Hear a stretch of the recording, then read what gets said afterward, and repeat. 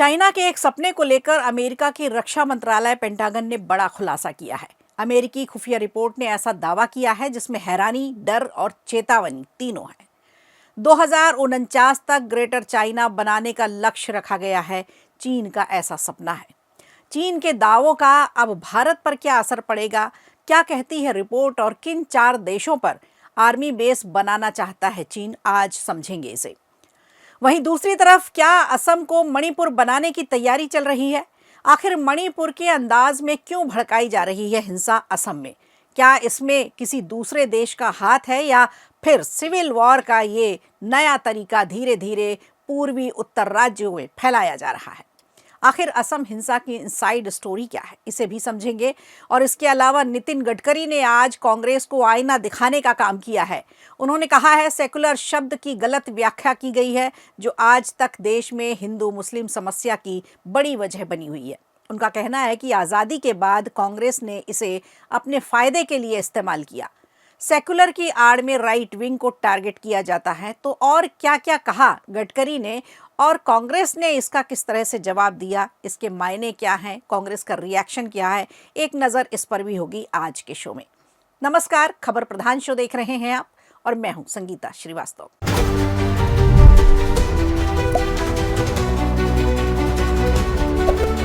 चलिए शुरुआत करते हैं उस रिपोर्ट से जो भारत की सुरक्षा से जुड़ी है। दरअसल अमेरिका की रक्षा मंत्रालय पेंटागन की एक ताज़ा सालाना रिपोर्ट आई है जिसमें भारत और पूरे हिंद महासागर क्षेत्र को लेकर एक गंभीर चेतावनी दी गई है। इस रिपोर्ट में खुलासा हुआ है कि चाइना भारत के चारों ओर से सैन्य घेराबंदी की रणनीति पर तेजी से काम कर रहा है।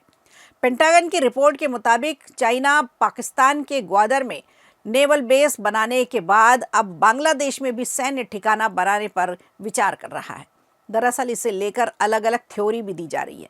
भारत और चीन के बीच सामान्य होते संबंधों को देखकर अमेरिका का चिंतित होना भी दिख रहा है। अमेरिका कभी नहीं चाहेगा कि भारत और चाइना के संबंध सामान्य बने, मगर संबंधों में सुधार आने से अमेरिका को मिर्चें जरूर लग सकती है। लिहाजा अमेरिकी युद्ध विभाग ने एक भटकाने वाली रिपोर्ट भी जारी की है, ऐसा भी कुछ लोग कह रहे हैं, ताकि दोनों देशों के संबंधों के बीच आशंका की खाई पैदा की जा सके। अमेरिकी युद्ध विभाग ने एलएसी को लेकर एक बड़ा दावा किया। रिपोर्ट में कहा कि चीन की सेना यानी पीपुल्स लिबरेशन आर्मी दुनिया के कई रणनीतिक इलाकों में अतिरिक्त सैन्य सुविधाएं विकसित करना चाहती है, जिससे जमीनी सेना के साथ साथ नौसैनिक और हवाई ताकत का भी प्रदर्शन किया जा सके। इन देशों में आते हैं पाकिस्तान, श्रीलंका, बांग्लादेश के अलावा करीब 1 दर्जन ऐसे देश हैं जो इसमें शामिल बताए गए हैं। पेंटागन ने अपनी रिपोर्ट में जिन देशों का नाम लिया है उनमें Angola, Myanmar, Cuba, Guinea, Indonesia, Kenya, Mozambique, Namibia, Nigeria और तजाकिस्तान जैसे देशों का भी इसमें नाम शामिल है। चीन की सबसे बड़ी दिलचस्पी मलक्का स्ट्रेट और स्ट्रेट ऑफ होर्मुज के समुद्री रास्तों में है। दरअसल मलक्का स्ट्रेट को चीन अपना सबसे बड़ा चौक पॉइंट मानता है, जहां अमेरिका और भारत की नौसेना खासतौर पर अंडमान निकोबार से चीन को घेरती है। अब बात बांग्लादेश की करें तो अमेरिकी रिपोर्ट कहती है कि बांग्लादेश चीन से J-10C फाइटर जेट खरीदने में दिलचस्पी दिखा रहा है। यही वो लड़ाकू विमान है जिसे पाकिस्तान ने भारत के राफेल के मुकाबले उतारने की कोशिश की थी। शेख हसीना के कार्यकाल से ही बांग्लादेश और चीन के सैन्य रिश्ते मजबूत रहे हैं। चीन ने बांग्लादेश को VT-5 लाइट टैंक, सैन्य वाहन और 2024 में मिंग क्लास की 2 पनडुब्बियां और 2 युद्धपोत भी दिए थे। रिपोर्ट में कहा गया है कि मोहम्मद यूनुस की सरकार आने के बाद चीन ने बांग्लादेश को खुला समर्थन देना शुरू कर दिया है। पेंटागन की रिपोर्ट ये भी बताती है कि भारत और चीन के रिश्तों को लेकर भी अहम बात की जा रही है। रिपोर्ट के मुताबिक चीन भारत के साथ रिश्तों में जानबूझकर नरमी दिखा रहा है, जिससे भारत और अमेरिका के बीच रणनीतिक साझेदारी और भी ज़्यादा मजबूत ना हो सके। इसी वजह से एलएसी पर तनाव कम किया गया। अब पाकिस्तान की बात करें तो चीन वहां बड़े पैमाने पर हथियार सप्लाई कर रहा है लंबे समय से। बताया ये जा रहा है कि चीन ने अब तक पाकिस्तान को 20 J-10C फाइटर जेट दिए हैं, जो 35 जेट के डील का एक हिस्सा माना जा रहा है।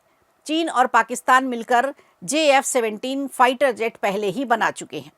अब अगर पेंटागन की इस रिपोर्ट को ध्यान से देखें तो उसने खुलेआम चीन को टारगेट किया है इसमें।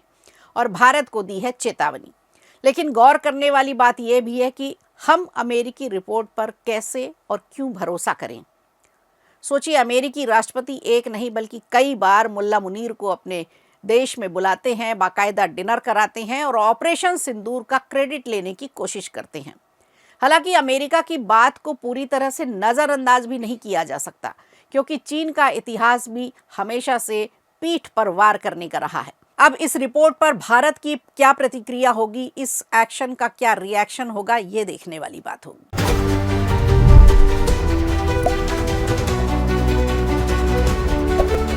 और चलिए अब बात करते हैं, आखिर क्यों भड़की असम में हिंसा। बांग्लादेश में जारी बवाल के बीच पूर्वोत्तर राज्य असम में एक बेहद गंभीर और चिंताजनक खबर सामने आई है। असम का अशांत कार्बी आंगलोंग जिला एक बार फिर हिंसा की आग में झुलस उठा है। मंगलवार को हिंसा भड़की, जिसमें 2 लोगों की मौत हो गई, जबकि 38 से ज्यादा पुलिसकर्मी घायल हुए हैं और बाकी सब मिलाकर 45 लोग घायल बताए गए। हालात इतने ज्यादा बिगड़ गए कि प्रदर्शनकारियों ने जगह जगह आगजनी की, दुकानों में लूटपाट की, वाहनों में आग लगाई। भीड़ को काबू में करने के लिए पुलिस को लाठीचार्ज करना पड़ा और पूरे इलाके में माहौल तनावपूर्ण अब भी बना हुआ है। चलिए अब समझते हैं कि आखिर असम में ये हिंसा क्यों भड़की, क्या है इसके पीछे की इनसाइड स्टोरी। दरअसल पश्चिम कार्बी आंगलोंग जिले में अतिक्रमण हटाने की मांग को लेकर पिछले कई दिनों से आंदोलन चल रहा था। मंगलवार को यह आंदोलन अचानक हिंसक झड़प में बदल गया। उपद्रवियों ने एक घर को आग के हवाले भी कर दिया। हालात यहीं से बिगड़ना शुरू हो गए। ऐसे हालातों को देखते हुए प्रशासन ने इंटरनेट सेवाएं बंद कर दी, कर्फ्यू लागू कर दिया। पुलिस अधिकारियों के मुताबिक एक इमारत में आग लगाए जाने के बाद वहां से 25 साल के एक दिव्यांग युवक सुरेश डे का शव बरामद किया गया। वहीं झड़प के दौरान अथिक तिमुंग नाम का एक व्यक्ति, उसकी भी मौत बताई गई। प्रदर्शनकारी आदिवासी क्षेत्रों से अतिक्रमणकारियों को हटाने की मांग कर रहे थे और इसी मांग को लेकर स्थानीय लोग बीते कई दिनों से प्रदर्शन कर रहे थे। इनका विरोध था इसे लेकर। लेकिन मंगलवार को हालात अचानक से बेकाबू हो गए और इस हिंसा पर असम के सीएम हेमंता बिस्वा शर्मा ने भी अपनी प्रतिक्रिया दी है। उन्होंने सोशल मीडिया प्लेटफॉर्म एक्स पर लिखा है कि असम की अशांति में 2 लोगों की मौत बेहद दुखद है। मुख्यमंत्री ने कहा कि बुधवार को खैरानी क्षेत्र में अतिरिक्त सुरक्षा बल तैनात किए जाएंगे। उन्होंने भरोसा दिलाया कि सरकार सभी प्रभावित परिवारों के साथ खड़ी है और हर संभव मदद की जाएगी। असम के पुलिस महानिदेशक हरमीत सिंह ने प्रदर्शनकारियों से शांति बनाए रखने की अपील की थी, लेकिन इसके बावजूद भीड़ में बम फेंके गए, तीर चलाए गए और दुकानों में आग लगा दी।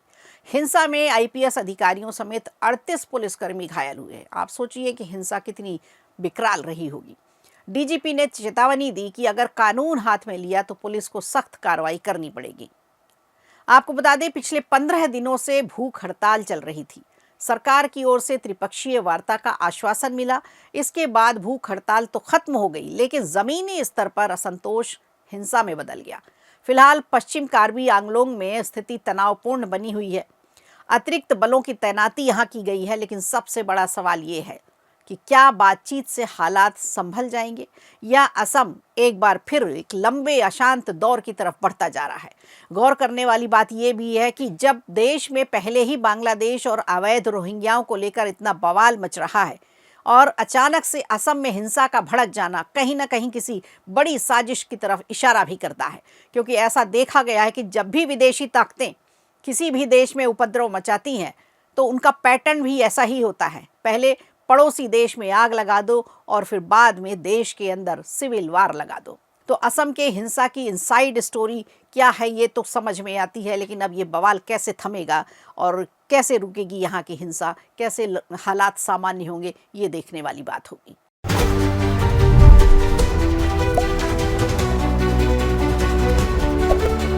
और अब अंत में बात करते हैं केंद्रीय मंत्री और बीजेपी के वरिष्ठ नेता नितिन गडकरी की, जिनकी इमेज कांग्रेस में तो गुडी गुडी नेता की है, लेकिन आज उन्होंने ही कांग्रेस को खरी खरी सुना दी है। एक बयान आया जिसने एक बार फिर सेकुलरिज्म और हिंदू मुस्लिम मुद्दे को सियासी हवा दे दी है। गडकरी का साफ कहना है कि भारत में आज जो हिंदू मुस्लिम समस्याएं दिखाई दे रही हैं उसकी जड़ें 1947 के बाद की कांग्रेस की राजनीति के अंदर छिपी हुई है।